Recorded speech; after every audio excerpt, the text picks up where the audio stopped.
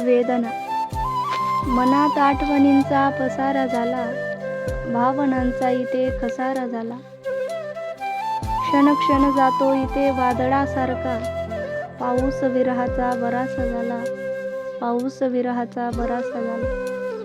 वाळवंटात मनाच्या कस्तुरी धावते, वाळवंटात मनाच्या कस्तुरी धावते, त्यालाही सुगंध विरहाचा जरासा झाला.